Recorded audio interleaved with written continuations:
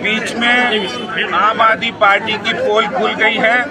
आम आदमी पार्टी का गली गली में शोर है। आम आदमी पार्टी के हजारों करोड़ रुपए का भ्रष्टाचार जब सामने आया तो उनकी चुप्पी हो गई है और वो मौन जैसे धारण कर लिया है और उल जलूल बातें कर रहे हैं, ड्रामे कर रहे हैं। लेकिन मैं आज अरविंद केजरीवाल और सिसोदिया जी ये चुनौती देना चाहता हूं कि अगर सच्चाई है तो इन सवालों का जवाब दीजिए कि अगर शराब नीति अच्छी थी तो वापस क्यों ली और इस शराब के माफियाओं का कमीशन 2.5% से बढ़ा के 12% क्यों किया।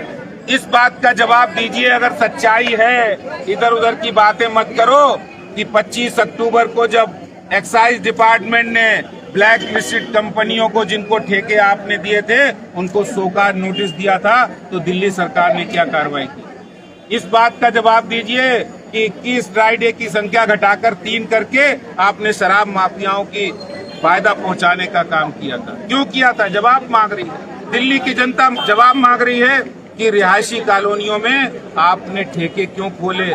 मास्टर प्लान इसकी इजाजत नहीं देता है, दिल्ली का कानून इसकी इजाजत नहीं देता है कि आप रिहायशी इलाकों में, नॉन कन्फर्मिंग इलाकों में मंदिर और स्कूलों के पास ठेके खोले। जवाब नहीं है। क्यों उन्होंने कार्टेल कंपनियों को ठेके दिए, क्यों उन्होंने मैन्युफैक्चरर कंपनियों को ठेके दिए?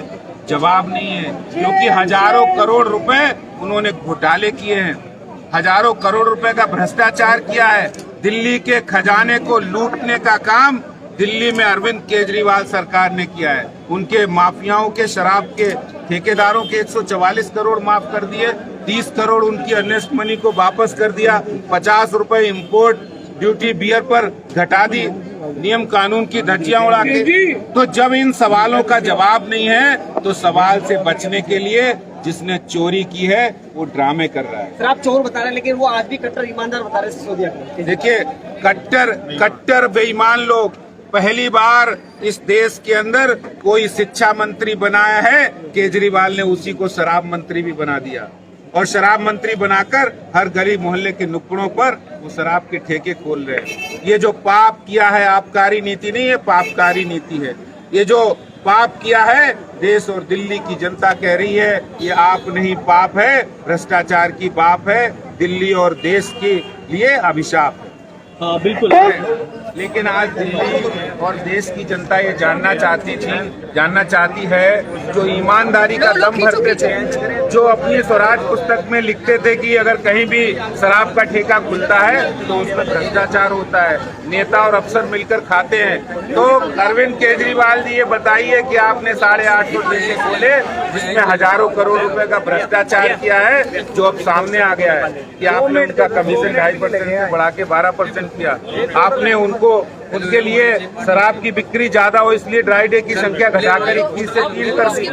ब्लैक लिस्टेड कंपनियों को भी ठेके दे दिए और जब 25 अक्टूबर को एक्साइज डिपार्टमेंट जो आपका ही है उसने जब ब्लैक लिस्टेड कंपनियों को शोकॉज नोटिस जारी किए तो आपने कोई कार्रवाई नहीं की। इसका सीधा अर्थ है कि शराब माफिया से मिलकर दिल्ली के खजाने को लुटाने का, चोरी करने का काम किया है आपने और इसका जवाब आपको देना पड़ेगा। इस जिम्मेदारी से आप भाग नहीं सकते। लोग ये कहते थे मैं तो कट्टर ईमानदार हूँ, आज वो कट्टर बेईमान साबित हो गए हैं।